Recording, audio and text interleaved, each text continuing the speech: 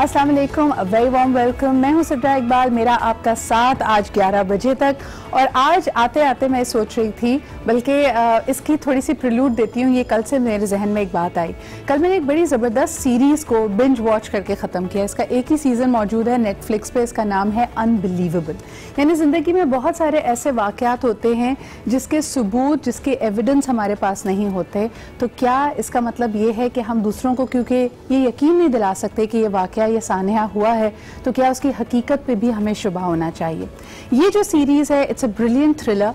It's about investigative detectives जो कि एक क्राइम को इन्वेस्टिगेट कर रहे होते हैं, और वो मुख्तलिफ तरीक़ों से इसके बारे में जानने की कोशिश कर रहे होते हैं कि किसी तरह हम पहुँच पाएँ उस शख्स तक जिसने ये क्राइम कमिट किया है। लेकिन आपको ये बताते चलें कि इस तमाम सीरीज़ में जो मुझे बड़ी इंटेलिजेंट बात लगी, there is a point where there is a lot of data. यानी उनको क्रिमिनल का पता नहीं था, लेकिन उसको डिटेल्स पता थी उसके बारे में। वो कौन से तरह का जूता पहनता है, किस तरह के ग्लव्स उसके पास हैं, और बहुत सारी इस तरह की इंफॉर्मेशन पीसेस। यहाँ तक कि एक पॉइंट पे इन डिटेक्टिव्स को ये भी पता चल जाता है कि वो कौन सी गाड़ी ड्राइव करता है। And it is so frustrating कि इन तमाम चीज़ों को वो स्ट्रिंग टुगेदर करके उस शख्स तक नहीं पहुँच पा रहे होते। सवाल मेरे जहन में ये आया, जो आज भी मैं सोच रही थी, कि हम आज के दौर को इंफॉर्मेशन का ज़माना कहते हैं। जब भी किसी बरसरे इक़्तिदार शख्स को या अथॉरिटी फ़िगर को हम स्क्रीन पे इंटरव्यू देते हुए देखते हैं, तो हमारी कोशिश होती है कि वो तमाम तर इंफॉर्मेशन हम तक पहुँचाएँ। अगर कोई हादसा हुआ है तो रेलवे मिनिस्टर ये बताए कि इसके लिए कौन ज़िम्मेदार है, या अगर कोई हादसा आप रोड एक्सीडेंट में देखते हैं, हस्पताल में हो जाता है, जैसे अभी पिछले दिनों हमने देखा कि वकील और डॉक्टर्स की आपस में लड़ाई हो गई, तो पूछा ये जा रहा था कि प्रिवेंट करने के लिए क्या किया गया। कभी कभार वाकई with all the genuine efforts, क्या हमने वो थोड़ा सा भी लीवे, जिसको हम कहते हैं ना कटिंग सम स्लैक, बिल्कुल ख़त्म कर दिया है कि वाकई हम किसी पे यकीन रखें कि आज भी ये मुमकिन है कि तमाम तर इंफॉर्मेशन होने के बावजूद, तमाम तर SOPs और प्रोसीजर्स होने के बावजूद कोताही हो जाती है और इसका वाकई कोई ज़िम्मेदार नहीं होता। या इसको एक और तरीके से भी देख लेते हैं कि तमाम तर इंफॉर्मेशन आपके पास होने के बावजूद there must be a point in your life जब आपके पास तमाम जवाब नहीं होंगे। आपसे कोई पूछे कि आपने 5 साल बाद क्या करना है, या आपसे ये पूछा जाए कि आप फलाना प्रोजेक्ट या काम या कारोबार शुरू करने तो वाले हैं, क्या आप इसमें कामयाब होंगे? ऐसे सवालात का जवाब आपके पास नहीं होता। All you can do is you can make your best effort, you can put your right intentions out there. अब अल्लाह ताला पे यकीन कर सकते हैं कि जी पहला कदम मैंने उठाया है, उसके बाद मेरे लिए मौके बनते चले जाएंगे, कारवां बनता चला जाएगा, हेल्पफुल फैक्टर्स मुझे मिल जाएंगे। But you have to become okay with not knowing. कभी कभार जब हम किसी शख्स पे इल्ज़ाम दे रहे होते हैं, हमारी कोई अपनी ग्रीवियंस होती है, नेगेटिविटी होती है, हम समझते हैं कि लोग हमारे अगेंस्ट हैं। At that point as well you have to understand it is just a lag कि अभी नई चीज़ की शुरुआत हुई नहीं है और पिछली चीज़ शायद ख़त्म हो गई है। So that void, इसी को मेरे ख्याल में ईमान कहते हैं, इसी को फेथ कहते हैं। आप तमाम तर अगर इस तरह के वाक़यात सुने मोटिवेशन के, there is always that lag period जिसमें जो प्रोटैगनिस्ट है, जो मेन एक्टर है, या अगर आप किस्से भी सुन लें, यानी अंबिया इकराम के किस्से भी सुन लें, एक ऐसा वक्त होता है जब उनको नहीं पता कि अगला कदम क्या होगा, हाउ विल थिंग्स अनफोल्ड, और वो उस वक्त अल्लाह ताला पे मुकम्मल यकीन रखते हैं। So I think I wanted to start the show today by saying कि अगर आप इस तरह के पीरियड में हैं जब आपके पास आपके तमाम सवालों के जवाब नहीं हैं, आपको कोई रास्ता, कोई मंजिल, कोई रोशनी दिखाई नहीं दे रही, तो अगर दिखाई नहीं भी दे रही तो ये फेथ रखें कि बहुत जल्द वो अपने आप को आपके सामने उजागर करेगी और कोई रास्ता निकलेगा। That is all that you need to do in this particular period. अच्छा जी, अब फलसफा काफ़ी हो गया। ये मुझे लगता है ये मेरी बड़ी अहम थॉट थी आज के दिन की। आप इसके बारे में फैसला खुद कीजिए, लेकिन अभी आपको लिए चलते हैं म्यूज़िक विदाउट बॉर्डर्स। वैसे तो हम वैसे ही कहते हैं कि परफॉर्मिंग आर्ट्स, मौसीकी का, आर्ट्स का, इसका आपकी सिर्फ आइडेंटिटी से कोई ताल्लुक नहीं होता, शख्सियत से कोई ताल्लुक नहीं होता, और इसमें एक ऐसा ह्यूमन एलिमेंट है that connects with people all across the borders. So दो ऐसे ही musicians, classical musicians, Italian consulate ने कराची बुलवाए और इनकी परफॉर्मेंस से सब महजूज हुए। This was perhaps a finale जो इस सीरीज़ का था, लेकिन साथ साथ आपको ये भी बताएंगे कि इन माहिर म्यूजिशियंस ने पाकिस्तान के भी कुछ धुनों को बजाया और खूब इनको सराहा गया वहाँ की ऑडियंस से भी। आपकी मुलाकात करवाते हैं इटालियन काउंसिल जनरल एना से, और इसके अलावा इन दोनों म्यूजिशियन से कि इनका एक्सपीरियंस कैसा रहा to come to Pakistan, to play before a Pakistani Pakistani audience, और क्या उन्होंने ये देखा कि पूरी दुनिया की तरह यहाँ भी उनकी मौसीकी को सराहा जाता है और उनकी जो टैलेंट है उसको यकीनन लोग अप्रिशिएट करते हैं। Let's take a look at this report. जी जनाब, हमारी सोनी धरती जिसमें हम देखते हैं कि तमाम ही रंग डाइवर्सिटी हमें नज़र आती है, और आज से पहले भी हमें ये एहसास था कि हमारी मुमलिकत, हमारी आज़ादी हमारे लिए कितनी बड़ी नेमत है। लेकिन इस वक्त जो सूरत हाल है, जियोपॉलिटिकल सूरत हाल है, और ख़ास तौर पे हम देख रहे हैं कि इंडिया में इस वक्त 6 मुख्तलिफ स्टेट्स में दंगे हो रहे हैं। वहाँ पे बहुत ही मुज़ाहमत हो रही है, जो उनका भी हाल ही में सिटीजनशिप अमेंडमेंट बिल आया है, और ये वाकई उनके लिए एक आईना दिखाने वाली बात है कि अंदर की जो कदूरतें हैं, जो दिली तौर पे एक्सेप्टेंस नहीं है माइनॉरिटीज़ की, उसको एक तरह से लॉ की, एक तरह से कानून की शक्ल दी जा रही है। एंड पीपल आर सेइंग कि this is really going to affect the demographics of it. आपको बताते चलें कि अगर 45 मिलियन लोगों की बात की जाती है, यानी तकरीबन 4.5 करोड़ लोगों की आबादी जो इंडिया में है, वो गैर जो मेन स्ट्रीम उनका रिलीजन है, हिंदू मत से उनका ताल्लुक नहीं है, इनको एथनिक एंड रिलीजियस माइनॉरिटीज़ करार दिया गया है। लेकिन इस वक्त जो सूरत हाल है, ये सिटीजनशिप अमेंडमेंट बिल इस खदोखाल को बदल सकता है, and people are really scared for that. इसके बारे में मजीद बात करते हैं, आपको टॉप स्टोरीज भी सुनाते हैं, इंडिया में क्या हो रहा है, एंड ऑफ कोर्स पाकिस्तानी नौजवान इस पे कैसे रिएक्ट कर रहे हैं, इस पे बात करेंगे एक छोटे से ब्रेक के बाद।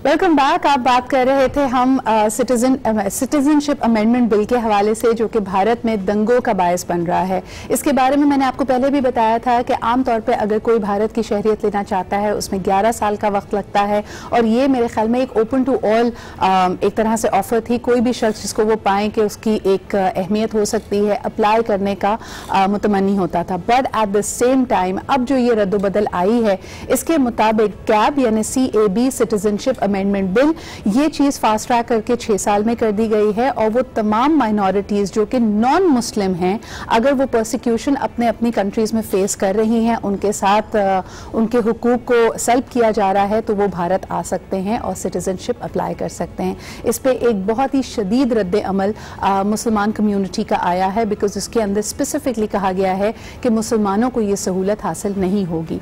तो एक तरह से कोशिश ये की जा रही है कि नेबरिंग कंट्री से जितने भी नॉन मुस्लिम्स हैं, उनको भारत में आने का इंसेंटिव दिया जा रहा है। ऑब्वियसली अगर वहाँ पे काम की सूरत में, दूसरी सेफ्टी की सूरत में उनको इंसेंटिव मिलता है, ये खदोखाल को तब्दील कर देगा। बहुत सारे लोगों का इस पर रद्द अमल आया। आपको वहाँ की एक फेमस जर्नलिस्ट बरखा दत्त साहिबा की ट्वीट अगर हम दिखा सकें, इस ट्वीट में उन्होंने लिखा कि ये एक तरह से इंडिया ने अपने आप को कास्ट कर लिया in the same role, in the same vision that Jinnah had predicted 7 decades ago। यानी मोहम्मद अली जिन्ना, कायद आज़म मोहम्मद अली जिन्ना, हमारे फाउंडर ऑफ द नेशन, उन्होंने इस बात को देख लिया था कि ये दोनों कौमें एक साथ नहीं रह सकती, और जो पाकिस्तान की 2 नेशन थ्योरी थी, एक तरह से आज उसको मज़ीद फोकियत मिलती है, उसको मज़ीद एक तरह से स्ट्रेंथन किया जा रहा है because of the steps that the Modi government is taking. और यही बात को रियलाइज़ करते हुए पाकिस्तानी नौजवान बढ़ चढ़ कर हिस्सा ले रहे हैं एक कैंपेन में, एक सीरीज़ ऑफ इवेंट्स में, जिसका टाइटल ही यही है, यानी शुक्रिया जिन्ना। पाकिस्तान का फ़लसफ़ा, और ये फ़लसफ़ा कि हमने किस तरह लोगों को साथ लेकर चलना है, कैसा एक माशरा वाइब्रेंट माशरा होना चाहिए, एंड जिन्ना का एक्चुअल विजन क्या था, जिसको अब इतने सालों रद्द करने के बाद एक तरह से भारत और भारतीय खुद मानने को मजबूर हो गए हैं, बिकॉज दे रियलाइज कि really things are going that way. तो हम बाबा कौम को एक खिराज तहसीन पेश कर रहे हैं, और इसी सिलसिले में हमने देखा कि एक सीरीज़ ऑफ इवेंट्स कंडक्ट किए गए। इसके बारे में आपको बताते चलें कि ये सिंध रेंजर्स की तरफ से एक काविश थी, जिसमें पूरे कराचीआइट्स ने, तमाम स्कूलों ने, कॉलेजेस ने इसमें पार्टिसिपेट किया, और इसको एक कामयाब तरीन सीरीज ऑफ इवेंट्स बनाया। आइए दिखाते हैं आपको इसके बारे में एक रिपोर्ट। है ये अपना यकीन कि जो तुम में है दम वो किसी में नहीं। पाकिस्तान रेंजर सिंध की जानिब से 25 दिसंबर यौम विलादत कायद आज़म मोहम्मद अली जिन्ना की मुनासिबत से दिसंबर के महीने को रेंजर शुक्रिया जिन्ना के नाम से मंसूब किया गया है, जिसका मकसद कायद के नस्बुल-ऐन और उनकी वतन के लिए अंतर जद्दोजहद से मुताल्लिक अवाम में शऊर बेदार करना है। इस सिलसिले में पाकिस्तान रेंजर सिंध की तरफ से मुख्तलिफ तकरीबात का इनेकाद किया जा रहा है। बैनर्स आवेजा करना, कायद आज़म की जद्दोजहद आज़ादी की अक्कासी के लिए तकरीरी, तस्वीरी और मजमून नवीसी के मुकाबले सूबे भर में अमन वॉक भी प्रोग्राम का हिस्सा। मुख्तलिफ स्पोर्ट्स इवेंट में cricket, football, hockey, boxing, badminton, table tennis, शतरंज और स्नूकर समेत दीगर खेल शामिल हैं। रेंजर का शुक्रिया अदा करना चाहता हूँ कि ज़ेरे तमाम जो उनका क्रिकेट का टूर्नामेंट है वो इनेकाद कराया कराची यूनिवर्सिटी IBA ग्राउंड पर, और बहुत खुशी की बात है कि हमारी जो पाकिस्तान रेंजर जो है वो स्पोर्ट्स के इक़दाम के फ़रोग़ के लिए भी बहुत अच्छा इक़दाम कर रही है। इस मौके पर सैकड़ों को मुख्तलिफ लीग्स के नामों से मंसूब किया गया है। रेंजर्स कासिम और थर रेंजर्स को यूनिटी लीग, भिटाई रेंजर्स और इंडस रेंजर्स को फेथ लीग और सच्चर रेंजर्स और शहबाज रेंजर्स को डिसिप्लिन लीग का नाम दिया गया है। तुलबा भी रेंजर्स के शुक्रगुजार हैं और इवेंट्स में बढ़ चढ़ कर हिस्सा ले रहे हैं। रेंजर्स शुक्रिया जिना का बुनियादी मकसद आवाम, बिलखुसूस नौजवानों में कायदे आज़म के ज़रूरी उसूलों, ईमान, इत्तेहाद, तंजीम और अफकार की अहमियत को उजागर करना है।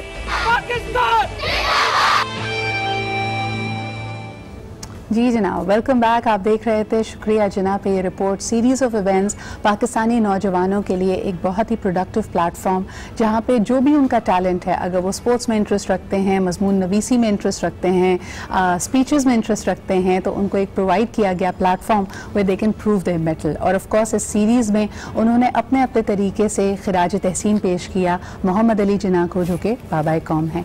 आज हमारे साथ मौजूद हैं। इस पर्टिकुलर सेगमेंट में हम आपकी मुलाकात कराते हैं ऐसे ही होनहार स्टूडेंट से जिन्होंने पाकिस्तान का नाम रोशन किया, और पूरे कराची से पार्टिसिपेट करने वाली टीम्स में आज जो हमारे मेहमान हैं उन्होंने इंग्लिश और उर्दू दोनों ही स्पीचेस की कंपटीशन में पहला इनाम लिया। हमारे साथ मौजूद हैं सारा सईद, जो द उर्दू स्पीच विनर, आपका ताल्लुक मामा पारसी स्कूल से है, और आप ही के साथ तशरीफ रखती हैं लाइबा तनवीर। आपने इंग्लिश जो स्पीच कॉन्टेस्ट था उसमें पहला इनाम लिया, and you belong to the comics college. Congratulations and thank you very much for being here. सबसे पहले सारा, आपके सामने जब ये थीम आई शुक्रिया जिना, what was your first reaction to it? My first reaction was obviously fear, because we were informed one day before the actual competition. अच्छा. So we had to prepare from the scratch one day before the actual competition.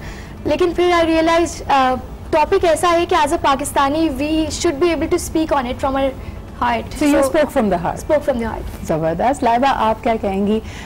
शुक्रिया जिना, now there is more and more reason to believe in his vision। यानी ऐसा नहीं था हमारा तो ethos, हमारी ideology ये है, लेकिन ख़ास तौर पे एज अ यंग पर्सन जो कुछ भारत में हो रहा है, जो कुछ इंडिया में हो रहा है, जिस तरह लोग एहतजाज कर रहे हैं सिटीजनशिप अमेंडमेंट बिल के खिलाफ, आपका उस पर क्या रिएक्शन है? सबसे पहले तो ये है कि हमें खुद एज अ नेशन अपने आप को बहुत एजुकेट करना चाहिए, ताकि हम इस तरह के सिचुएशंस को आराम से फेस कर सकें। हम जो है अपनी पब्लिक स्पीकिंग स्किल्स को इतना पॉलिश करना चाहिए कि ताकि तमाम स्टूडेंट्स जिनके अंदर ये एबिलिटी है वो अपनी वॉइसेस रेस करें, और जो है वो इस तरह के इश्यूज़ में अपना ओपिनियन दें, ताकि वो ओपिनियन आगे जाके फर्दर अथॉरिटीज़ में हेयर किया जाए, और वो इसकी वजह से उनके ओपिनियन को सुना जाए और इस सिचुएशन में रद्द-ए-अमल। आपको क्या लगता है कि जो नौजवानों के ओपिनियंस एंड पर्सपेक्टिव्स होते हैं, डू दे स्ट्रगल, उसको स्ट्रगल करते हैं दूसरों तक पहुंचाने में या पब्लिक स्पीकिंग में कॉन्फिडेंस दिखाने में, and is there a gap? Both are working simultaneously. Definitely, when you take part in a public speaking contest, it actually nourishes, it actually polishes your confidence, and it definitely, it demonstrates your talent which is present inside you. Once you start speaking, you actually eradicate all type of fears which are actually coming in your mind before appearing for any contest.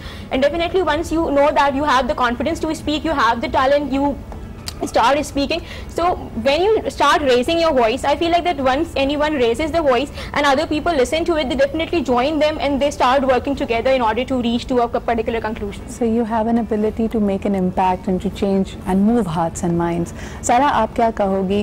When you look at young people today, a lot of people feel कि इनके पास information तो बहुत है, they have reactions, but sometimes they feel hopelessness, they feel like giving up, because हम हर दफ़ा अपने इर्द गिर्द जब ऐसे वाक़यात होते हुए देखते हैं, लॉ एंड ऑर्डर की सिचुएशन ख़राब होती है, या फिर जो हमारे देरीना मसाइल थे कि जी सड़कें सही नहीं हैं, इंफ्रास्ट्रक्चर सही नहीं है, young people do get dejected. But इस तरह की series of events में what has come out is their passion, is their drive and determination. What else can be done to make them more hopeful? Definitely, नौजवान नस्ल में positivity as in ख़त्म हो गई है, because we've been brought up in such an environment. When we look around, all we see is negativity. what we need to do as the upcoming generation is to focus on the positivity. So ऐसे events के through positive vibes आती हैं माशरे के अंदर, जो कि बहुत इंपॉर्टेंट है. और अगर ऐसे ही हेल्दी कॉम्पिटिशंस मुनक्किद किए जाए, स्पेशली मुल्क से रिलेटेड, जैसे कि अभी जिना से रिलेटेड और पाकिस्तान से रिलेटेड कंपटीशन ऑर्गेनाइज किया गया. Gives you a little time to reflect. यानी आमतौर पर मुझे लगता है कि नौजवानों को हमने एक तरह से धकेला हुआ है एक रैट रेस में, where they need to get good grades, they need to get into a certain college, फिर कॉलेज के बाद एक अच्छी नौकरी के बाद पैसे और savings, and you know this is what we have made as the barometer for success. लेकिन जब आप लोगों को देखा जाए, if you could change your life and if you could you know take out time for one passion, Sara, what would that be? Public speaking is something I do on the side. I am really passionate about it, but I'm not sure if I'm going to pursue it as a career. You can't really have a career in public speaking. Like whatever career you will choose will be enhanced through public speaking. Definitely. Sara, Laiba, आप क्या कहते हो? आप जब अपने इर्द गिर्द देखते हो और अगर होपलेसनेस देखते हो, एक तो है ना कि आप एक कंपटीशन में जाके एक बड़े पोडियम पे खड़े होकर लोगों से बात कर रहे हैं, लेकिन एक 1-to-1 मेंटोरिंग में if your your junior at college or somebody in your batch is feeling hopeless and is feeling very negative, उसको कैसे इंस्पायर करती हो या उसको क्या उस वक्त एडवाइस करती हो? हमें सबसे पहले अपने ब्रेन में एक कॉन्सेप्ट होना चाहिए कि फेलियर जो है वो एक किस्म का चैलेंज है जिंदगी में. ये नहीं है कि मतलब अगर आप किसी पॉइंट पे फेल हो जाएं तो मतलब you should be completely hopeless, because failures actually provide you more opportunities to actually work on yourself, to actually look upon those dark sides of your personality or maybe dark sides of those points from where you are lacking actually. और इससे आपको when you're preparing you have a great speech, right? और जब आप competition में जाते हो you see like a big room full of people जिन्होंने ना सिर्फ आपको सुनना है, but you also see other competitors. Sometimes आप उनके हुलिये से, उनके एक्सेंट से, उनकी प्रोनाउंसिएशन से इंस्पायर हो जाते हो, या do you feel dull down because of that? यानी डर लगता है कि यार this person is probably better prepared than me. ऐसा इस कंपटीशन में हुआ था? हाँ, ये तो हर जगह होता है कि हम जब दूसरे को देखते हैं तो हमें लगता है कि नहीं वो किसी ना किसी हद तक हमसे बेहतर है. हाँ, मतलब अगर वो जाएगा तो शायद हमारा पोजीशन कम हो जाएगा. So how do you block that out when you're going to give your speech? I personally try to give my best. Like मैं इतनी एफर्ट्स करूँ कि बेशक मैं अगर उससे आगे ना जा सकूँ, लेकिन एटलीस्ट मुझे खुद सेटिस्फैक्शन हो कि मैंने बहुत अच्छा अटेम्प्ट दिया. Otherwise it depend upon the result. सारा, कभी ऐसा हुआ है कि you lost in you didn't get a position in a competition and that had left you very dejected? There was this one time I've won almost all the competitions I've participated in except one. And अच्छा, ये ज़्यादा मुश्किल होता है जब आपकी एक धाक एक परसेप्शन बन जाती है ना कि okay, Sara always goes and wins. So the one where you sort of maybe miss by a mark or two and you don't get a position, वो ज़्यादा मुश्किल होता है because उसको फेस करना. I was so used to winning because win streak चलती आ रही थी, and then I went to this competition and I forgot my speech on stage. Oh, no. So I got confused for a second, but then I balanced myself, I composed myself, and then I actually delivered the speech. But obviously I didn't win because अच्छा, being a debater all my life, especially in school and college, मुझे लगता था कि we all had our own muse ना. मेरी एक दोस्त थी जिसकी reading glasses लगी हुई थी, so the moment she would go up to the podium to deliver her speech, she would not wear her glasses. She'd like कि मुझे audience दिखेगी ही नहीं तो मुझे डर ही नहीं लगेगा. आपका कोई ऐसा muse या thing या you forget? And some of the star debaters that I've seen, like people used to say this about me कि जब आप स्टेज पे जाते हैं आप ट्रांसफॉर्म हो जाते हैं. You're not this Sara, you're not this Laiba, you're a different person. Do you feel that happens to you? I get that a lot from people actually, because my personality in personal life and on stage is completely different. Very different? Yeah. Okay, what about you, Laiba? मतलब ऐसा होता है कि जब हम stage पर आते हैं तो हमें लगता है कि जो हम बैठे हुए हैं वो नहीं है, अब वो दूसरा इंसान है जिसे हर कोई देख रहा है और जिससे हर किसी को उम्मीद है कि अब ये कुछ आएंगी तो ये कुछ अच्छा बोलेंगी, या फिर ये वो नहीं है जो यहाँ पे बैठी हुई थी खामोश सी, अब ये जाएंगी तो ये कुछ ना कुछ करेंगी. So I think with your words you've discovered a power in yourself कि आप जब बात करते हो तो लोग सुनते हैं. अब ज़्यादा अहम है कि हर वो मौका जिसमें आपको बात करने के if you get an opportunity, it's just not about filling it with words. Now you've realized it's a power ना, तो आप अपनी thoughts को भी उतना ही refine करो. And all the people who come to public speaking competitions always speak to express yourself, never to impress. But once again, congratulations Sara, congratulations Laiba. हम बढ़ते हैं एक ब्रेक की तरह, वापस आएंगे, हमारे साथ होंगे डॉक्टर खुर्रम रशीद. हमारे साथ रहिए.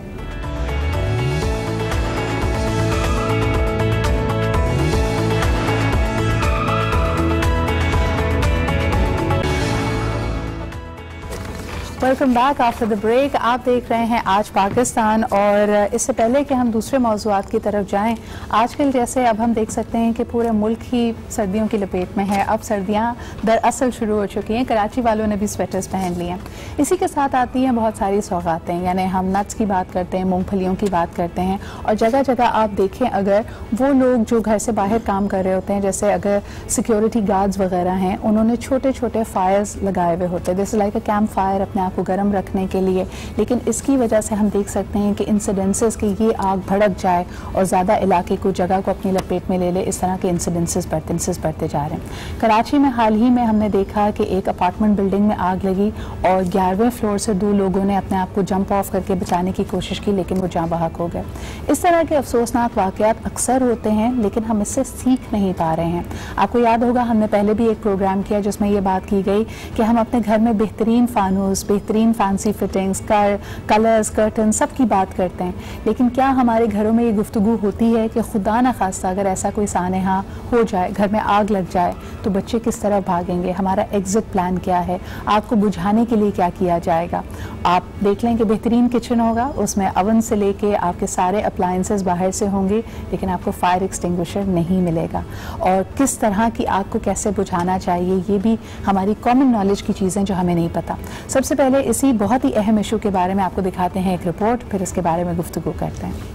एक बहुत बड़ा सेफ्टी हैज़र्ड है ये, और ख़ास तौर पे जब देखा जाए कि हमने सुई गैस को हम समझते हैं कि क्योंकि उसकी अगर प्राइस कम आ रही है तो उसको जिस तरह चाहे इस्तेमाल करें।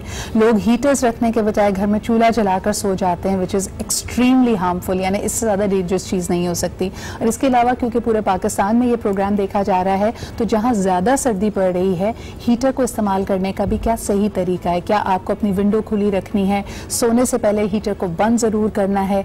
इस तरह की छोटी छोटी तदाबीर आपको किसी बड़ी मुश्किल से बचा सकती हैं।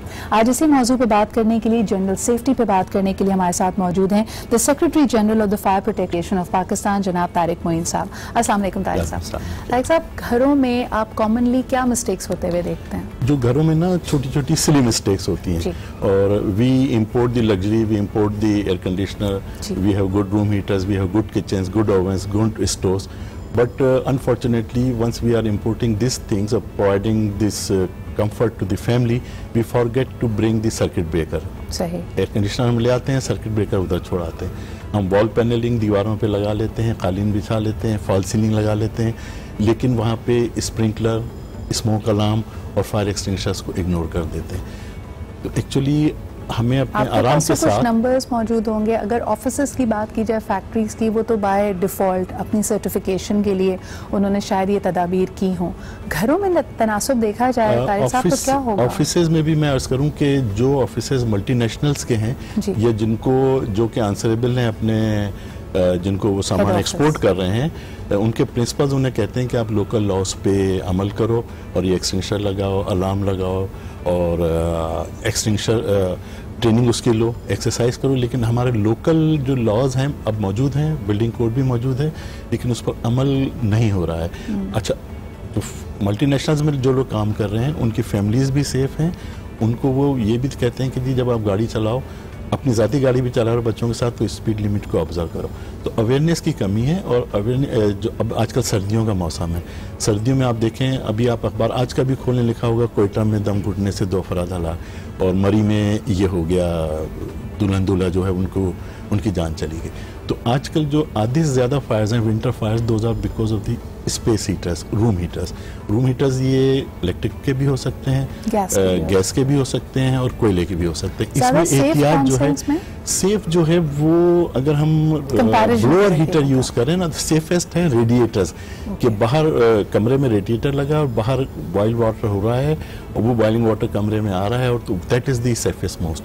फिर ये कि अगर हम इलेक्ट्रिकल हीटर्स लगा रहे हैं तो रॉड हीटर्स जो एलिमेंट जिसमें जलता हुआ अंगारे जैसा नज़र आ रहा है, तो उसकी जगह पे अगर हम ब्लोअर हीटर लगाएंगे, और जब हम हीटर ख़रीदें तो सस्ता वाला ना ख़रीदें, महंगा ख़रीदें, और जो उस पर हिदायत लिखी हुई हैं, वो हीटर है या गीज़र है या ओवन है, उस पर उन हिदायत को पढ़ें कि मैन्युफैक्चरर्स ने लिखा हुआ होता है कि इसको ऐसे चलाना है, इस वक्त ऑन करना है। अगर इसको मजीद मेरे व्यूअर्स के लिए आसान करें, अक्सर लोग जैसे सोने से पहले आपने हीटर ऑन किया है और कमरे में काफ़ी लोग मौजूद हैं, जब जैसे आपने खुद दम घुटने के इंसिडेंसेस का हवाला दिया, तो क्या सोने से पहले हीटर को ऑफ करना चाहिए? 100% इसके बगैर सोना ही नहीं चाहिए। सोने से पहले 1 घंटे 2 घंटे 3 घंटे जो है उस दौरान तो आप हीटर को ऑन करें, कमरे को अच्छी तरह गर्म कर लें और फिर बाद में रजाई लेके सो जाएं। और जिस वक्त हीटर जलाने लगते हैं, अगर माचिस से हम जला रहे हैं, तो उस वक्त कमरे के दरवाजे या नियरेस्ट खिड़की कोई खुली होनी चाहिए और बाद में आप उसको बंद कर लें, लेकिन सोने से पहले बंद करना लाजमी है हमारे।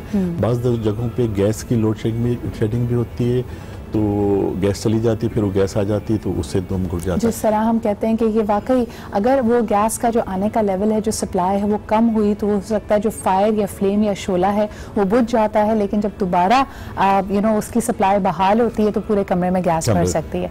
ये हमने कहाँ से किसका ये ब्रिलियंट आइडिया था कि चले हीटर ना भी हो तो चूल्हा ऑन करके छोड़ दिया जाए और उससे घर गर्म रहता है? Stupid idea and we are the stupids. In fact मैं ये कहूँगा कि जो हम बताने वाले हैं ना, हम लोग जो प्रोफेशनल्स हैं जिन्हें पता है, हम लोग शायद जिस लेवल पे अवेयरनेस देनी चाहिए वो नहीं दे पा रहे हैं।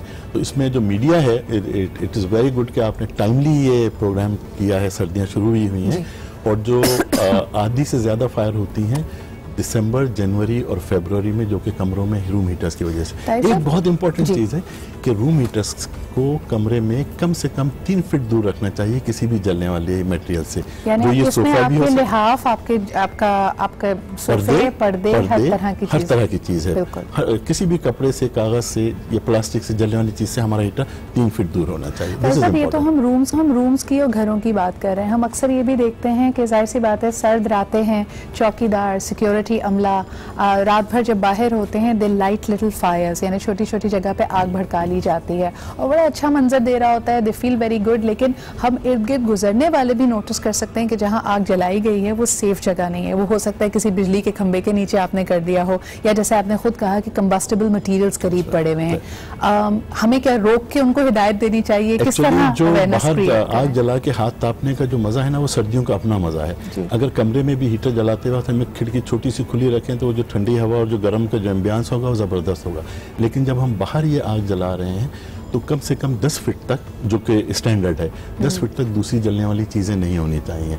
और जब हम उसको ख़त्म करें तो उस ऐश को भी हमें 10 फीट दूर किसी मेटल के बिन में बंद करके रखना चाहिए, क्योंकि अगर हवा चली, वो ज़ाहिर तौर पे वो आग बुझ गई है, लेकिन उसकी चिंगारियाँ उड़ के कहीं पे भी जाके आग लगा, तो उसको भी बंद करना और ढांपना और कवर करना ज़रूरी है। इसी से अगर लिंक में दूसरा सवाल करूँ, सर्दियों के मौसम में हम अक्सर देख रहे हैं कि तकरीबात में भी बारबेक्यूज़ हो रहे हैं या लोग खुद अपना बारबेक्यू अरेंज करते हैं, वहाँ पर भी सेफ्टी का ख्याल रखना चाहिए? बहुत ज़्यादा सेफ्टी का ख्याल रखना चाहिए।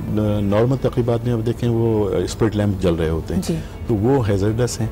अच्छा, फिर ये है कि जो कैंडल्स हम यूज़ कर रहे होते हैं, कैंडल लाइट्स, तो ये इस तरह सेफ होना चाहिए कि ठोकर लगने पे भी ये गिरे नहीं और गिर के तेल और आग को फैलाए नहीं। अच्छा, एक चीज़ मैंने नोटिस की, अभी हाल ही में हम लाहौर में मौजूद थे और वहाँ पे एक तकरीब में, जाहिर सी बात है आजकल बड़ा फैशन है कि वो हीटर्स, गैस के हीटर्स होते हैं, सिलेंडर से भरते हैं। जब शुरू में वो नए आए होंगे तो उनकी सेफ्टी का ख्याल रखा जाता है, लेकिन जो वो इतने रफ इस्तेमाल में होते हैं, रोज़ रात ही तकरीबात हैं, उसकी सेफ्टी का ख्याल नहीं किया जाता।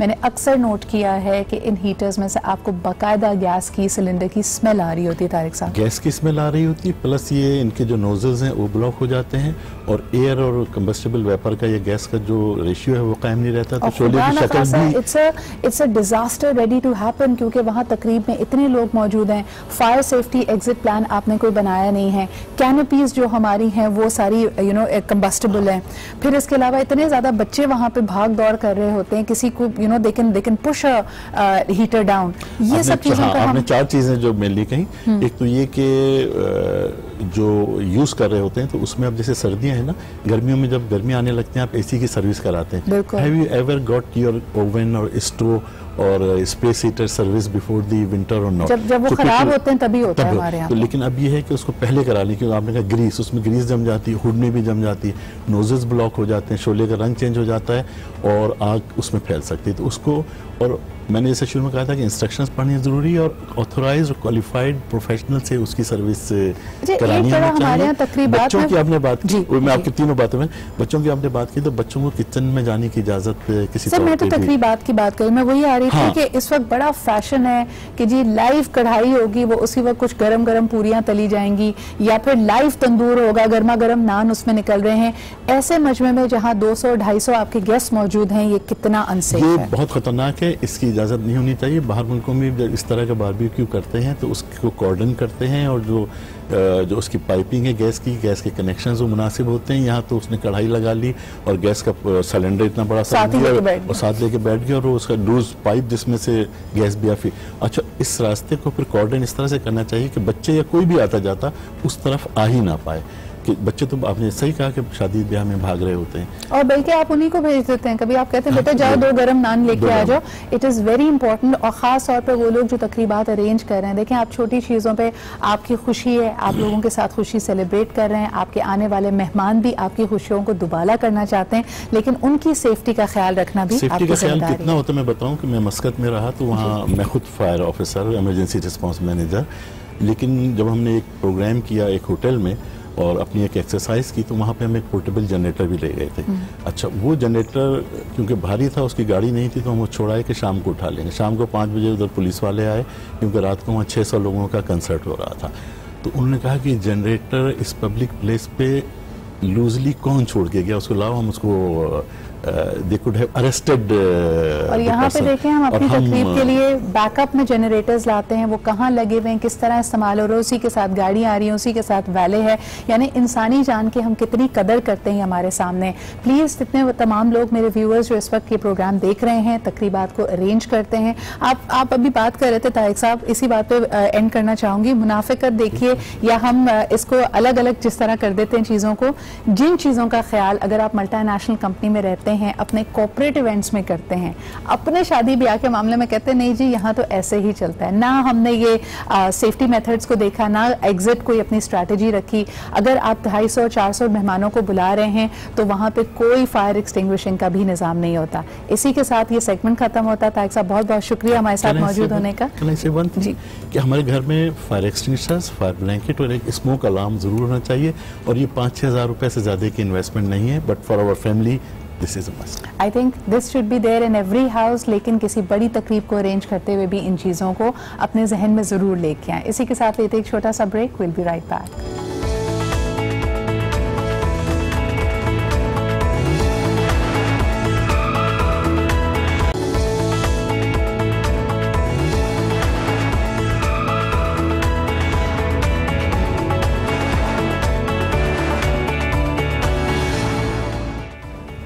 अस्सलाम वालेकुम। आज जरा बात करेंगे इमोशनल ब्लैकमेलिंग के ऊपर। कल जब हम ये टॉपिक आपस में टीम के तौर पे डिस्कस कर रहे थे तो हमने कहा इसमें सबसे ज़रूरी आंसर ये है कि आप में जज्बात होने चाहिए। अगर आप में इमोशंस ही नहीं है तो इमोशनल ब्लैकमेल होने का सवाल ही नहीं पैदा होता।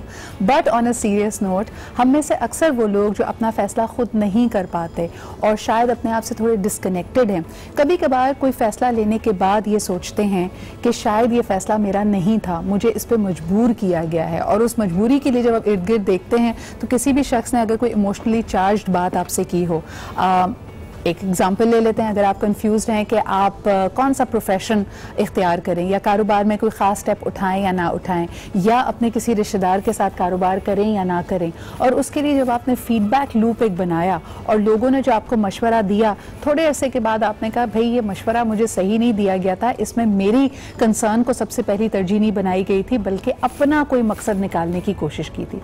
That is when you start feeling a little betrayed, you start feeling as if आपके ट्रस्ट को, आपके एतमाद को नुकसान पहुंचाया गया है।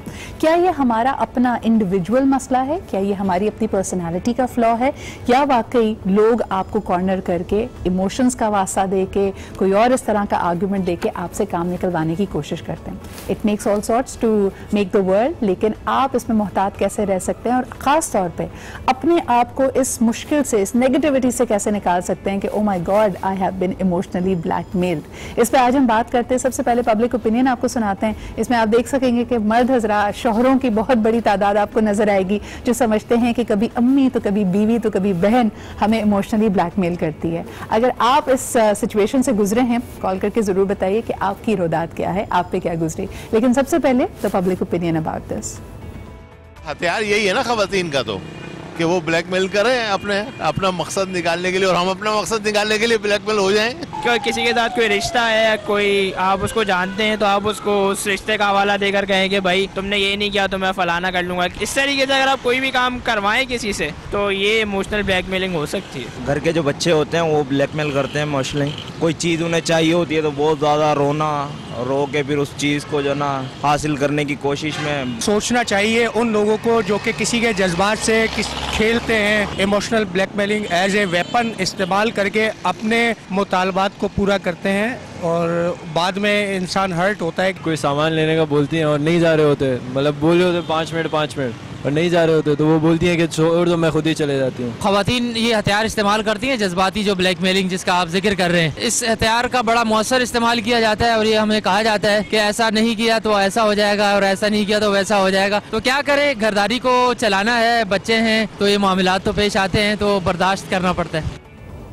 तुम क्या जानो 2 बूंद आंसुओं की पावर। और यही तमाम लोग कह रहे थे कि कभी रोकर कभी खामोश रहकर अपनी बात मनवाना। ये खास पर्सनालिटी टाइप भी हो सकती है। बहरहाल इसमें लोग एक तरह से एक रिस्पॉन्स चाहते हैं। जो कुछ आपने उनमें इन्वेस्ट किया है, अगर आप बहुत ज़्यादा एक साथ अरसा गुजार चुके हैं तो एक तरह से उस चीज़ की उजरत चाहते हैं कि देखो मैंने इतना इन्वेस्ट किया तो तुम मेरे लिए इतना नहीं कर सकते। ख़ास तौर पे ये पैसिव अग्रेसिव लोगों की भी निशानी होती है, जो कि हमारे पैनल का फेवरेट टॉपिक है। इन लोगों की क्या पहचान है, इनसे कैसे बचा जाए, और ख़ास तौर पर कोई अगर फैसला ले लिया है तो अपने फैसले को ओन करें रादर देन सेइंग कि फलाने ने मुझे ब्लैकमेल किया था। इस पर बात करने के लिए आज हमारे साथ मौजूद हैं, बिहेवियर एक्सपर्ट हैं, हमारे साथ हैं आयशा बेला। अस्सलाम वालेकुम। आप ही के साथ तशरीफ रखते हैं, जनरल प्रैक्टिशनर भी हैं और एक तरह से माहिर नफ्सियात भी हैं। तरह तरह के लोगों से इनका वास्ता पड़ता है। डॉक्टर वजाहत, अस्सलाम वालेकुम। वालेकुम अस्सलाम। एनालाइज करते हैं औरतें ज़्यादातर, I mean we have psychologists over here, so women are more emotionally intelligent rather than men. Men have more grey matter. Grey matter आपके ब्रेन का वो मैटर होता है जो थिंकिंग की सलाहियत रखता है, और वाइट मैटर वो मैटर होता है जो लिंक करता है चीज़ों को, ठीक है। सो women have more of that. तो औरतें जो है ना वो संभालना, नर्चर करना, I don't think it's blackmailing, it's like more like एहसास दिलाना कि भाई ठीक है आपका ये आपने ये फैसला जैसे अभी उन्होंने कहा, एग्जाम्पल हमने यहाँ पे ली, एक सुराग से 2 दफा नहीं डसा जाता, लेकिन कई दफा ये होता है घर में मियां बीवी के बीच में नाचाकी इसी बात पे होती है। ये कोई ऐसा डिस्कार्टेड ब्लैक लिस्टेड नौकर है जो वापस आ गया और खातून कह रही है यार रख लो, कोई बात नहीं, उसकी भी मजबूरी, उसने गलती कर ली, उसने माफी मांग ली। मर्द हजरात वो कह रहे नहीं तुम मुझे इमोशनली ब्लैकमेल करिए, ये करने के लिए कोई जरूरत नहीं है।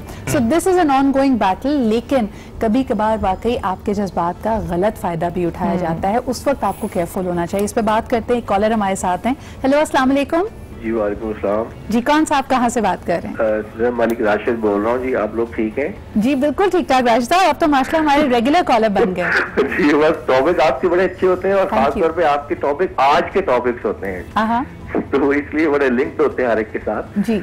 अच्छा, मैं ये कहूँगा कि जो जज्बात हैं ये इंसान की ताकत है, ये इंसान के रिलेशनशिप में एक ग्लेज का काम करते हैं। इसके बगैर तो बंदा बिल्कुल आरी होता है। और खास तौर पे जो रिलेशनशिप का जैसे बॉडी के अंदर मेटाबॉलिज्म है, ये इमोशंस मेटाबॉलिज्म का काम करते हैं।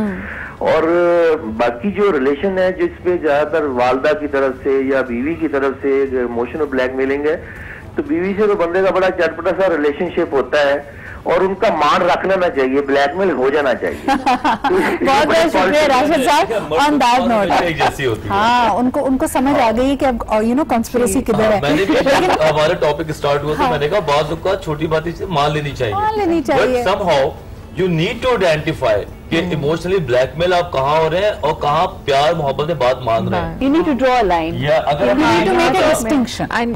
अच्छा मुझे ये बताएं, मुझे बड़ी इंटरेस्टिंग लगा ये 2019 का फैक्ट कि one of the most search names यानी टॉप 3 में वहीद मुराद साहब का नाम आया। 2019 में सबसे ज्यादा लोगों ने सर्च किया वहीद मुराद साहब के लिए, and I could see a reason why कि उस जमाने के आप जितने एक्टर्स देखे जो बहुत मशहूर हुए, दिलीप कुमार साहब, वहीद मुराद साहब, और इनको कहा जाता था कि बादशाह ऑफ इमोशंस। तो ये लेकिन आजकल के लड़के और मर्द हज़रात तो अपने आप को बड़ा इसी बात पे माचो फील करते हैं कि मैं डिस्कनेक्टेड हूँ, भाई मैं जज्बाती नहीं होता ही है। नहीं, it's all about the gym goals nowadays. बस इंस्टा पे पिक्चर ओ जी मैंने एब्स बना दिए, that's it, I am the hero now. कहीं ना कहीं बात तो सही है, लेकिन मर्दों के खिलाफ है, लेकिन फिर भी मैं आगे बढ़ाता हूँ इस बात को। हो क्या रहा है कि जब हम कोई हो क्या रहा है जब हम कोई हेडिंग या कोई लाइन सीखते हैं ना, जैसे कि कोई वर्ड हमारे डिक्शनरी में आता है, तो हम उसकी एक्चुअली जिस्ट में नहीं जा पाते, हम उसको मोटा मोटा ऊपर से सीख लेते हैं और उसके जब तक हम डेप्थ में उसको कंट्रोल करके अपने रवैयों में नहीं लाते, हम इतना अच्छा नहीं सीखते। इमोशंस पे काम तो हो रहा है, लेकिन बड़ा ही कोई 2 नंबर तरीके से हो रहा है। लोगों ने मोटी मोटी बातें सीख ली हैं। अब सबसे खतरनाक बात ये हो गई है, अपने इमोशंस पे कंट्रोल करो।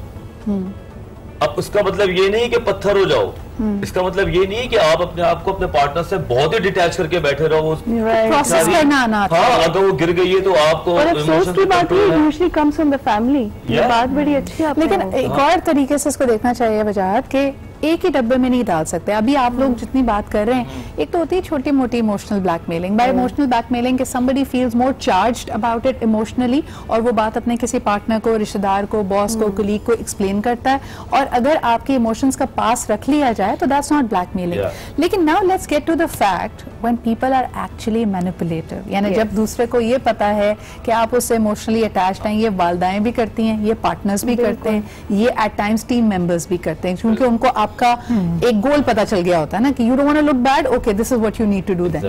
तो ऐसी सिचुएशन में what are the telltale signs Ayesha? How do you know that this person is trying to manipulate me through emotions? See, मैं थोड़ा सा डिफर करूंगी, मैं उसी बीच में बात थी। That's like you know assertiveness is very important. Investment जैसे हम बैंक को चेक करते हैं कि जी यहाँ मैं इन्वेस्टमेंट कर रही हूँ या कर रहा हूँ, तो is it the right place. हम पीछे से पूछते हैं ना कि बैंक अच्छा है कि नहीं, जितना इन्वेस्टमेंट हो उतना हम छानबीन करते हैं। इसी तरह इंसान भी होते हैं। Emotions are very important. We are made of, every fiber is made of emotions. I just told you 80% of us is emotions. तो जहाँ हम इमोशन अपना इमोशनल इन्वेस्टमेंट कर रहे हैं, is that person worthy of that emotional investment? उस आदमी या उस औरत के ऊपर क्या हम कर सकते हैं या नहीं, कितना कर सकते हैं। फिर आप, बहुत सी बच्चियां मेरे पास आती हैं, मैंने आपको पिछली बताया था, सिट इन अल-शिफा, लम्स में पढ़ती हुई, IBA में पढ़ती हुई, they come to me, they invest at the wrong place, they get blackmailed, and उनका पूरा करियर और उनकी पूरी पर्सनैलिटी, भाई कीकर के दरख्त में आप 10 लाख की खाद भी डालोगे तो कीकर ही निकलेगा। आम में फूल नहीं निकलना जी, आप आम में 50 रुपए की खाद डालो, उसमें मीठा आम निकलेगा। वो कहता है मैंने नस्लें बनाई ताकि तुम्हारी पहचान कर सकूं। ये आपको देखना होता है कि मुझे इन्वेस्टमेंट कहाँ करनी है। और फिर कहते हैं ना कि ज़र्फ की बात है, कोई कह गया कोई सह गया। आप देखते हैं कि जी where I have to stay quiet, it's about your respect. I always tell girls and women, man हमारे पास एक ही है बेचारे, हम सब उनको पीसते रहेंगे। टॉपिक बड़ा सेंसिटिव है कि जो औरत होती है ना, वो चाहे 12 साल की लड़की हो या वो 60 साल की औरत हो, इमोशंस में वो बिल्कुल एक लड़की ही रहती है। उसको ज़रूरत होती है नर्चरिंग की, केयर की, प्रोटेक्शन। मैंने अक्सर देखा है कि ऐसी सिचुएशन जहाँ पे इमोशनल ब्लैकमेलिंग आती है, मैनिपुलेशन आती है, वहाँ पे सर्वाइवल की बात हो जाती है। जी, एक छोटी सी एग्जांपल ले लेते हैं कि जी अगर एक खातून को पता चले कि उसकी शादी खत्म होने वाली है या उसका हस्बैंड कहीं और इंटरेस्टेड हो गया है, Palwasha she will not think twice about using her children. वो बच्चों को आगे कर दिया जाएगा कि बाबा आप जा रहे हैं, आपको हमारा ख्याल नहीं। यानी एक 12 साल का बच्चा जो शायद मेंटली तैयार भी नहीं होता पूरी सिचुएशन को समझने के लिए, उसको इमोशनल ब्लैकमेलिंग में हथियार बनाया जाता है। यानी do you think that this is just an urge to survive और मैनिपुलेशन का इसमें आंसर नहीं है? Like to say something. देखिए उसमें फिर औरत की इंटेलिजेंस है। जो समझदार और लिटरेट औरत होगी वो कभी बच्चे को हथियार के तौर पे नहीं बनाएगी और सिक्योर करेगी ताकि उसकी एजुकेशन पर्सनालिटी इफेक्ट ना हो, कहेगी stay out of it and let me handle, because a woman who is going through that tunnel is a bigger person. I think जो समझदार औरत होगी वो खुद को बेहतरीन करेगी, वो खुद स्किन स्पेशलिस्ट पे जाएगी, वो अपने कपड़े अपनी चीजों का ज्यादा ख्याल रखेगी। Again the relationship, a man is emotionally imbalanced and I am sorry they are less like emotionally less strong, इसीलिए वो मेरे साथ योर रिस्पांस टू दैट आपको लगता है कि मतलब ऑन दैट नोट इस बात से अंदाजा लगा ले कि मैं ये तीसरी बार सुन रहा हूँ 10 मिनट के शो के अंदर कॉमन पता चल रहा है कि कौन इमोशनली जो है वो डिस्टर्ब्ड है। मतलब हम तो अटैक भी नहीं कर रहे और हम डिफेंड भी नहीं कर रहे हैं। नहीं, लेकिन ये एक स्टीरियोटिपिकल सोच तो है वजाहत, हमें लगता है कि मर्दों के जज्बात नहीं होते। मैं उसकी आपको बायोलॉजिकल देती हूँ। मैं अभी आपको देखिए, जो बच्चे को नर्चर करना, हम सब बड़े हैं, एक कंसीव करना, फिर उस तकलीफ से गुजरना, और जो पैदाइश का सिलसिला है, मैं अच्छा एक आई एम सॉरी आयशा, एक कॉलर हमारे साथ है, उनसे भी बात कर लेते हैं। हेलो, अस्सलाम वालेकुम। वालेकुम अस्सलाम। किसी छोटे से व्यूअर का, नन्हे से व्यूअर का फोन हमें आया है, बताइए जी कौन बात कर रहे हैं? मैं मोहम्मद उमर हूँ, मैं आरिफ वाला पंजाब से बात कर रहा हूँ। वाह भाई उमर, जबरदस्त, thank you so much for calling. क्या हमारा शो देख रहे हो तुम? जी, इस वक्त मैं आपका शो देख रहा हूँ। क्या कहना चाहोगे? मैं आपसे, आपका आज मौजूद है इमोशनल ब्लैकमेलिंग पे। जी जी, उस पर मैं आपसे एक बात करना चाहता हूँ। जी बोलो बेटा। मैं अपने पापा को इमोशनल ब्लैकमेल करता हूँ। करते हो? तुम्हें पता है तुम करते हो? कैसे करते हो? मैं अपने पापा से ना ये कहता हूँ कि अगर आपने मुझे नहीं लेके दी ना तो मैंने रोने लग जाने, तो मैंने ना स्कूल जाना है ना आपकी कोई बात माननी है। ओए और जब ये कहते हो तो अब्बू हमेशा चीज दिला देते हैं? हाँ। वाह। और ये सिखाया किसने बेटा? ये तुमने सिखाया होगा, अम्मी ने सिखाया होगा बेटा। बताओ बताओ किसने सिखाया ये तुम्हें? ये नेचुरली मेरे अंदर है। नेचुरली मेरे अंदर है। वाह। नहीं, किसी को तो करते हुए देखा होगा। तुम्हारे अलावा घर में कोई और इमोशनल ब्लैकमेलिंग के हथियार इस्तेमाल करता है? नहीं, मैं करता हूँ। सिर्फ आप ही करते हैं। वाह भाई बेटा, सलाम है आपको। और अगर पेरेंट्स देख रहे हैं, thank you so much for calling in. I hope कि you know they are aware of the fact कि ये छोटा सा बच्चा है, इसको पता है इमोशनल ब्लैकमेल क्या होता है। लेकिन बड़े बच्चे उस्ताद होते हैं आजकल। इस पे बात करेंगे जी एक छोटे से ब्रेक के बाद।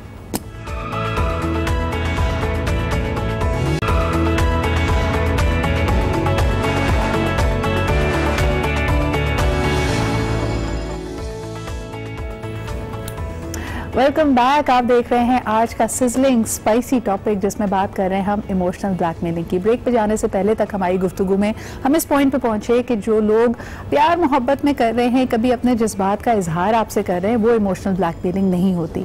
लेकिन जो लोग आपको बाकायदा ट्रैप करके, मैनिपुलेट करके, आपकी मर्जी के खिलाफ आपसे काम करवा रहे हैं, that is truly emotional blackmailing. और मैं अक्सर सोचती हूँ कि पढ़े लिखे समझदार लोग इस ट्रैप में फंसते कैसे हैं। यानी ये गुर की बात है या दूसरे बंदे की चालाकी है कि आपको वो उस पॉइंट पे ले आता है where you cannot say no to them। और दूसरी तरफ आपके सगे रिश्तेदार हो सकते हैं, खून के रिश्ते हो सकते हैं, बरसों का साथ हो सकता है, जिनकी आप परवाही नहीं करते। वजाहत ये क्या माजरा है, समझाएं जरा। मसला ये है, जब हम पढ़ाई लिखाई करते हैं, एजुकेशन में आते हैं, तो हम कहीं ना कहीं फेयर से अपना कोऑपरेट करने लगते हैं। लोग क्या कहेंगे, मेरा रिश्ता खराब ना हो जाए, लोग मुझसे तवक्को करते हैं।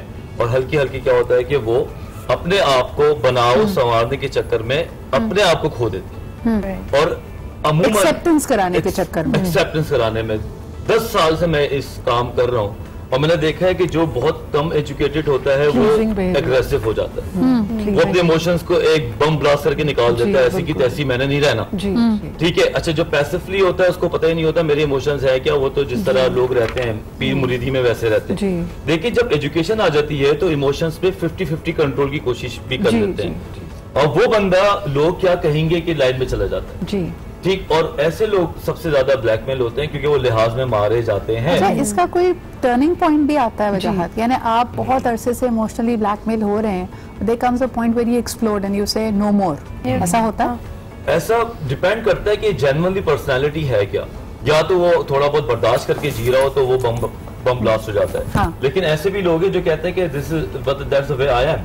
वो जीते रहते हैं, सामने वाला उनको बहुत बुरी तरह यूज कर रहा होता है, क्योंकि और उसमें लिहाज मुरव्वत बहुत जैसे आप अक्सर देखें ना कि अगर घर में ज्यादती हो रही है मिसाल के तौर पे आपकी वाइफ के साथ एंड यू रियलाइज आप you lived all your life with your mother कि शायद गलती उनकी है पलवशा, लेकिन आप फिर भी you not taking a stand for your wife saying कि बस जी तुम बर्दाश्त करो, ये तो ऐसी ही हैं, ये इमोशनल अगर तुम मुझसे मोहब्बत करते हो, अगर तुम मुझसे मोहब्बत करती हो तो तुम्हें मेरी अम्मी का ये रवैया बर्दाश्त करना पड़ेगा। ये ज्यादा बड़ी इमोशनल पैकेज यानी ब्लैकमेलिंग है। ब्लैकमेलर का बेटा भी ब्लैकमेलर, साईं तो साईं का बेटा भी साईं। इंडोक्ट्रिनेटेड है, you know what you just mention, हमारी सोसाइटी में इंडोक्ट्रिनेटेड है कि बड़े कुछ भी कर दें आपने उफ तक नहीं करनी है। And you know, like I've started saying this now in my family कि you need to do something to gain my respect. अब काफी लोगों की हटने लगी है इस पे कि मुझे पता है कि आप एक टॉक्सिक एंटिटी है मेरी लाइफ में और आपने कभी कुछ पॉजिटिव नहीं किया। How can you expect me? ठीक है, I'll be a human being. I'll be reaction आमतौर पे फिर लोग कहते हैं बड़ा बदतमीज है, बड़ा बदलिहाज है और बेचारे बदनाम हो जाते हैं। बिल्कुल। So I mean, is that what we want? No, we don't want that. See, I'll still be civil to you, but do you want? I won't accept that कि आप मेरी जो एनर्जी है, मेरी जो फील्ड ऑफ एनर्जी उसमें enter हो जाए, मेरे लाइफ के डिसीजंस लें, बिकॉज आप एक credible source of you know. ये क्लोज रिलेशनशिप्स में पलवशा ज्यादा मुश्किल होता है। You can do this probably to a distant aunt और एन अंकल जिनकी एक बात आपको बुरी लगी है, लेकिन आपके पेरेंट्स हैं या पार्टनर है या बहन या भाई है, उनसे आप ये बात कैसे कहेंगे? आप डिस्टेंस पे आ जाते हैं। वहाँ पे आपने टीम वर्क करना पड़ता है। Sometime you are not able to talk by yourself कि भाई what's wrong with you और मैं क्या तुमसे चाहता हूँ, तो आप अपने loved one को हेल्प के लिए पार्टी बनाएं। इसमें हम रियल लाइफ सिनेरियोस पे जरूर बात करेंगे जो कि आम तौर पे होता है। छोटी मोटी बातों की बात नहीं कर रहे, इमोशनली ब्लैकमेल करके बेजोड़ रिश्ते करवाना। यानी फैमिली में ही पुप्पी ने पसंद कर लिया कि ये बेटी मेरे मेरे बेटे के लिए परफेक्ट है, even when you don't want to do that you are forced into it. Likewise senior parents हैं, घर है, जायदाद है, फिर जी बच्चों का दबाव शुरू कि मुझे पैसों की जरूरत है, जायदाद को अपनी जिंदगी में बेचें, बंटवारा करें, and then the parents are left nowhere. ऐसी सिचुएशंस में क्या किया जाए? एक कॉलर हमारे साथ है, पहले उनसे बात करते हैं। हेलो, अस्सलाम वालेकुम। जी वालेकुम सलाम, मैं वकास बात कर रहा हूँ साहिवाल से। जी वकास, कैसे हैं? बिल्कुल ठीक ठाक, आप कैसे हैं? जी अल्हम्दुलिल्लाह। ये इमोशनल ब्लैकमेल के बारे में मैंने कुछ कहना था। जी जी कहिए। अपना जी मैं बेसिकली खुद लड़का हूँ, तो मेरा अपना परसेप्शन ये है कि जो मर्द हजरात होते हैं ना, ये कभी भी इमोशनल ब्लैकमेल नहीं हो सकते अनटिल और अनलेस ये खुद ना चाहें। बात कर एक मिनट आपका नाम दोबारा से बताइएगा जरा मुझे। जी वकास गुलाम मोहम्मद। पहले उनकी पूरी बात सुन लेते हैं। वकास, तो आप कहते हैं कि इमोशनली ब्लैकमेल किस तरह के मर्द होते हैं? जी बेसिकली जो है ना, मैं खुद भी मर्द हूँ, ठीक है, लड़का हूँ, मैं साहिवाल कादराबाद पावरप्लांट में काम करता हूँ। हाँ जी। तो मैंने अपनी जिंदगी में परसेप्शन में जो है ना बस यही चीज सीखी है कि हमें अगर तब तक हम तक जो है ना कोई इमोशनली ब्लैकमेल कर सकता है जब तक हम कुछ चाहते हैं, अदरवाइज कोई कुछ भी नहीं कर सकता।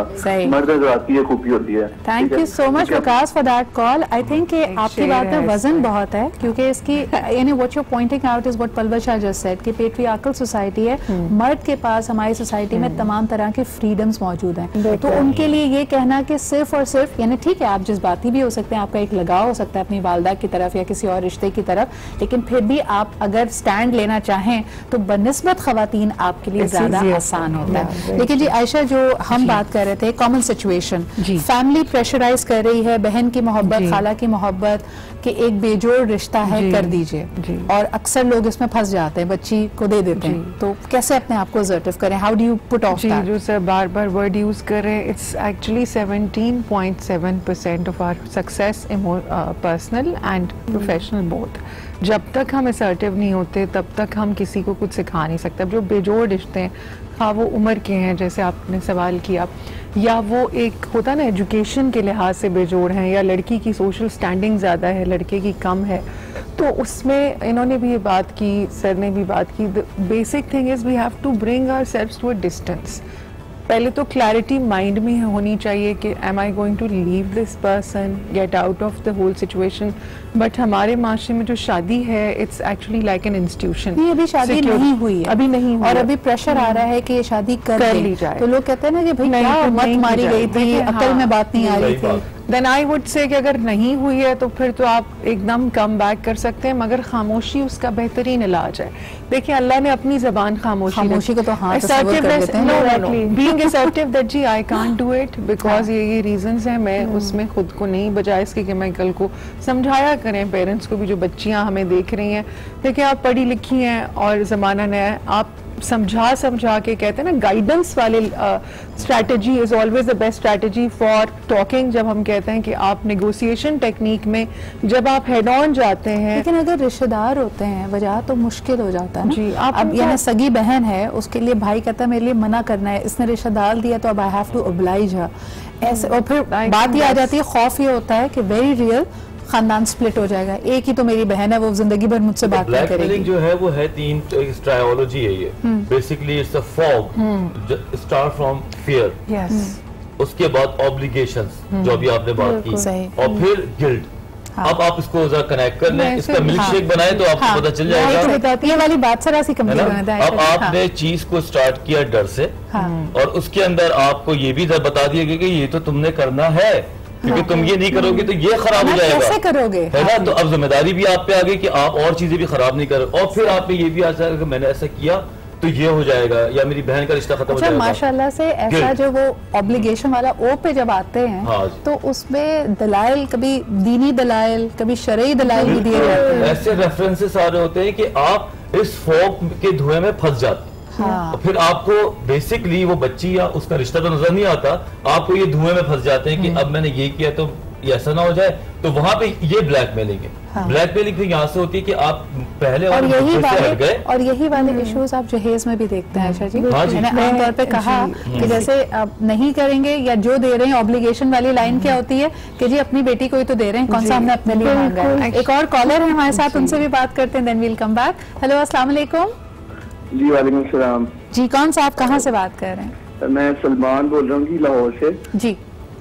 मैं आपके टॉपिक के हवाले से सोच रहा था जी। तो पहले तो आपके जो सारे पैनल है उनको मेरा सलाम। वालेकुम अस्सलाम।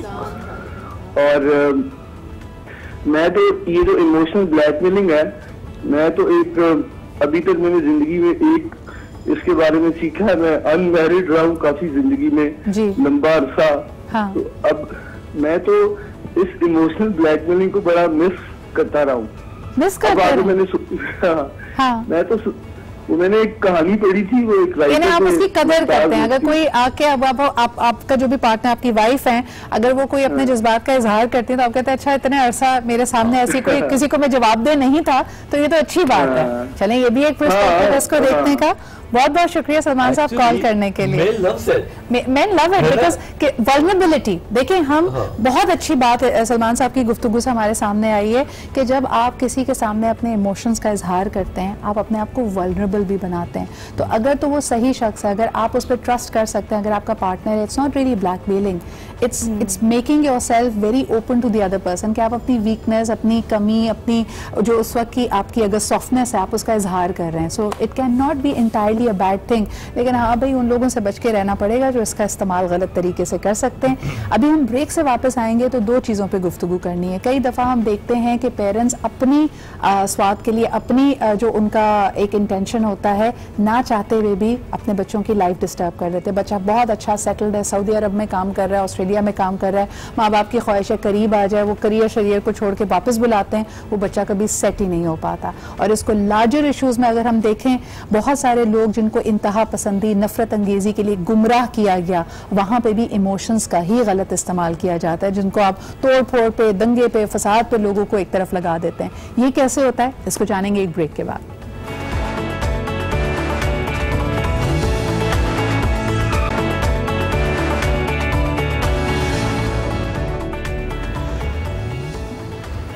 कभी कभी मैं सोचती हूँ कि इस तरह के अहम टॉपिक्स जिससे वाकई आपकी थोड़ी अपने बारे में आगे ही बढ़े, कि सेल्फ अवेयरनेस आप में पैदा हो कि मैं कोई काम करता हूँ, कोई अगर मेरे जज्बात मेरी मोटिवेशन बनते हैं तो उसके पीछे क्या बैकग्राउंड है, क्या मुझे बचपन से ऐसे ट्रेन किया गया, क्या बचपन में कोई कमी, कोई ऐसी चीज़ मुझे बार बार बताई गई।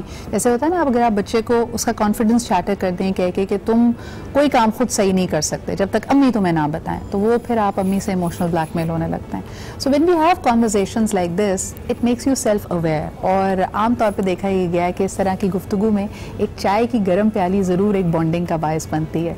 दुनिया भर में चाय पी जाती है, पाकिस्तान में भी एक बहुत बड़ी तादाद है यंगस्टर्स की, और मेरे ख्याल में हर तबके की, हर उम्र के शख्स की जो चाय पीता है। बल्कि हमारे यहाँ तो 2 साल का बच्चा शुरू हो जाता है, जी थोड़ी सी चाय मुझे भी पिला दें। और सर्दियों के मौसम में हम कहते हैं कोई बात नहीं, दूध ज़्यादा करके चाय पिला देनी चाहिए। And this is actually pointing out to the fact कि दुनिया भर में एक one of the most common, one of the most popular beverages है। 15 दिसंबर को आपको बताते चलें कि दुनिया भर में वर्ल्ड टी मनाया जाता है, वर्ल्ड टी डे मनाया जाता है। और आज का ये सेगमेंट, ये गुफ्तगू हम देख सकते हैं पाकिस्तान की नंबर 1 चाय यानी टपाल टी की तरफ से हमारे पास है। और I was also thinking about, ये गुफ्तगू से बात जब निकल रही है तो बहुत सारी यादें भी आ रही हैं, अपने आप के अपने एक्सपीरियंसेस को भी हम रिविजिट कर रहे हैं कि हमने फलाना काम क्यों किया था।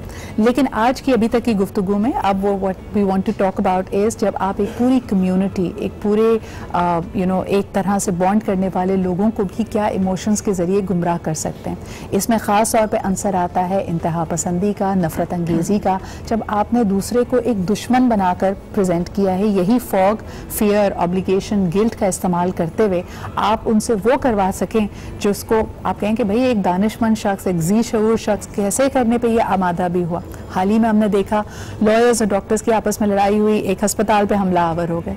कैसे हो जाते हैं आप इमोशनली चार्ज्ड अप, और अपने आप को इस तरह के मुखालते से, इस तरह की गलती से हम बचा कैसे सकते हैं। एक कॉलर हमारे साथ है, उनसे पहले बात करते हैं। हेलो, अस्सलाम वालेकुम। हेलो, वालेकुम अस्सलाम। जी, कौन साहबा बात कर रही हैं? जी मैं रुखसाना बात कर रही हूँ इस्लामाबाद से। जी रुखसाना जी, क्या कहेंगी?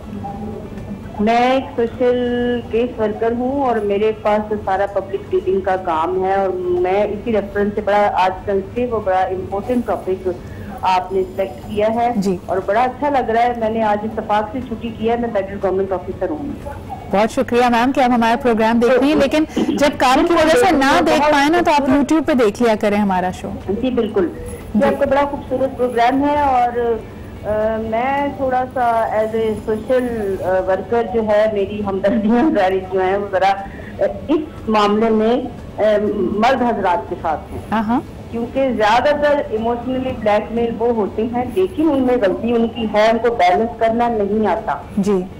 कहीं कहीं जाके वो मतलब कभी घर वालों की तरफ ज्यादा झुक रहे हैं, कहीं मतलब मैं रिसर्च फील्ड की हूँ और मुझे सारा फैमिली रिसर्च स्पेशलिस्ट हूँ, सोशल साइंटिस्ट हूँ, तो मेरे इल्म में ये सारा कुछ ज्यादातर रुखसाना जी, अगर मैं इसको जेंडर डिबेट से निकालकर आपसे एक और सवाल कर लूँ यहाँ पे, क्योंकि आप डेवलपमेंट सेक्टर में काम करती हैं, सोशल वर्क से वाबस्ता हैं, मुझे ये बताइए कि जो तबकाती निज़ाम है, ये मैं बड़ा हसास होकर सवाल कर रही हूँ, जो हमारे यहाँ ज़रूरतमंद, अंडरसर्व्ड, वल्नरेबल तबका है, उसमें भी अक्सर कहा जाता है कि देखिए इनकी ज़रूरियात अपनी जगह, लेकिन ये आपको इमोशनली ब्लैकमेल कर जाते हैं कई दफ़ा अपनी ज़रूरतों के लिए। क्या आपकी नज़र से ऐसे वाक़यात गुजरते हैं? बिल्कुल, अभी अभी मेरी जो काम वाली है वो भी काम खत्म करके गई है, और वो खुद ही अपने घर में अपनी बहू, अपने बेटे के हाथों इमोशनल ब्लैकमेल है। और हमारे यहाँ 20 साल से वो काम कर रही है, बेचारी बेवा औरत है जी। और अब जब बेटे को पाल पोस के बड़ा किया है तो बहू कह रही है कि मेरे साथ इनके नहीं रहना। अब वो बेचारी अकेली बेवा औरत, और बेटा कह रहा है कि मैं किसको रखूं, मैं आपको रखूं या उसको रखूं, मैंने आपको भी नहीं छोड़ना, मैंने उनको भी नहीं छोड़ना। ये बिल्कुल आपने सही बात कहा, मेरा तो सारा दिन गुजरता ही लोगों के साथ है। बहुत बहुत शुक्रिया रुखसाना जी कॉल करने के लिए, thank you very much for being a part of this discussion. आप लोगों की तरफ लाना चाहूंगी जी इस बात को, कैसे एक बड़े मजमे को, जी शऊर लोगों को आमादा किया जाता है तशद्दुद पे, इंतशार पे, नफरत अंगेजी पे, आप क्या समझते हैं? आई थिंक सबसे पहले आप टारगेट करते हैं कैसी ऑडियंस को, कि आपका गोल क्या है, ठीक है। आप जैसे any kind of people workers हो गए, ठीक है, किसी वीकनेस को उभारा जाता है, माइंड वर्कर्स, ठीक है। हाँ। तो एक बंदा आएगा, वो कहेगा यार अच्छा तुम लोग के वर्किंग आवर्स ऐसे हैं, तुम लोग के हेल्थ बेनिफिट्स नहीं, अच्छा तुम लोग के साथ ये हो रहा है और फलाना। फिर आप जो ऑलरेडी उनके दिल में एहसास होते हैं ना, जो उन्होंने दबाए हुए होते हैं, कहीं ना कहीं उनको एक इंक्लिंग होती है कि हाँ ये हमारे साथ गलत हो, उस चीज को टारगेट करना कंटिन्यूसली, फिर उनके अंदर डर डालना कि अगर तुम लोगों ने इस वक्त वॉइस रेस नहीं किया और असर्टिव नहीं हुए, एग्रेसिव नहीं हुए, तो इसी तरह दबते तुम्हें खा जाएंगे, ये तो खत्म कर देंगे। तो वो फेयर को एक्सप्लॉइट करना, वो एक क्लासिक केस होता है, आप सामने वाले को रेडिकलाइजेशन की तरफ ले आए, उसको एक्सट्रीमिस्ट बना दें। And we have seen that. देखिए मैं because professionally Pakistan national police academy में, आर्मी में बहुत हाई लेवल पे ये ट्रेनिंग्स कराती हूँ कि मॉब को कैसे कंट्रोल करें। मॉब मेंटालिटी होती है और उसको चार्ज कौन करता है, 2-3 लोग कर रहे होते हैं, आपको पकड़ना होता है, and that's how we talk. मैं फियर जहाँ से हमने डिस्कनेक्ट किया था, सर ने खौफ की बात की थी। जो ह्यूमन साइंस है वो ये है कि एक आग की तरह, जैसे आग लगती है किसी जगह पे तो उसमें फॉग होती है ऊपर के 2.5 फीट से ऊपर, जो आप उनको ट्रेनिंग करा रहे होते हैं कि नहीं नीचे से बच के निकलना है। जो गिल्ट है, होपलेसनेस है, वो बिल्कुल नीचे होती है। और जो फॉग है, लेट्स से जो आपने फियर की बात की और लोग कि अम्मा क्या कहेंगी, या ये जो बड़ा आपने सिनेरियो एकदम बदला कि अगर बहुत सारे लोग हैं चार्ज अप हैं तो वो ऊपर की तरफ है। तो सेंटर जहां आप ईगो को खत्म करते हैं, where you crawl. We always tell कि when you are handling anybody who is charged, whether it's one person or whether 1 lakh people, तो आपको बिल्कुल अपने आप को नीचे सर डाल के you have to pinpoint कि जी चार्ज कहाँ से हो रहा है। आप जब हम हमेशा ये कहते हैं कि अम्मा उसको चार्ज करी होती हैं या उसको कोई और XYZ चार्ज करा होता है, या जो आप मॉब की बात कर रहे हैं उसमें कोई एक सेंटर में हमने देखा कि इस्लामाबाद में एक आदमी बाहर से आए और उन्होंने लोगों को कहा कि कुछ साल पहले नमाजें पढ़ो, लोग नमाजें पढ़ने लगे। उन्होंने कहा स्टेट की बिल्डिंग तोड़ दो, लोग तो you know being a specialist who ये हम रोजाना सिखा रहे होते हैं कि जी आप क्या करें। आपके भी अच्छे बात करने वाले होते हैं हर टीम में, communication is the key. Bernard said that public speaking or talk is the royal road to leadership. आप और कॉन्फिडेंस whatever बड़ी बड़ी किताबें लिखी गई। तो जो कम्युनिकेशन है उसकी ब्यूटी होती है कि आपने सर नीचे कब डालना है और फिर कौन सा मोहरा कहाँ पे इस्तेमाल करना है। इसमें कई दफा एकदम तब्दीली वाली बातें भी करेंगे, यानी अभी हम जैसे बात कर रहे थे वजाहत के, कई लोग होते हैं जी अच्छी भली शादी की थी, मॉडर्न बंदा था, very very up and inclined towards a happening life, और शादी के बाद तब्दीली आई। तो कई खवातीन जो ये शो देख रही होंगी वो कहती हैं कि भाई he went to one मदरसा और one लेक्चर और उसके बाद एकदम एक्सट्रीम रिएक्शन आया। वहाँ पे भी यही बात है, ऑब्लिगेशन, गिल्ट, बार बार उसी तरफ रुझान दिया गया कि अभी तक की तुम्हारी जिंदगी तो तुम बहुत मटीरियल लाइफ, चालो लाइफ गुजार रहे थे। इसमें भी म्याना रवि कैसे इख्तियार की जाए या कैसे पता लगाया जाए कि you are being pushed into a corner? देखिए बाज़ औक़ात पर्सनालिटी ट्रेट्स जो पहले से आपकी चल रहे हैं ना, वो मिट्टी के तेल और लाइटर की मुनासिब हो जाते हैं कि आपको 1-2 लेक्चर्स बन गया, is just like a lighter, is just like a light, ठीक है। और आपकी पर्सनालिटी जो ठहरी हुई थी, जो बगैर उस आग के पड़ा हुआ था मट्टी का तेल, वो आग में तब्दील नहीं हो रहा था, वहां पे उनकी सिनर्जाइज हो गया।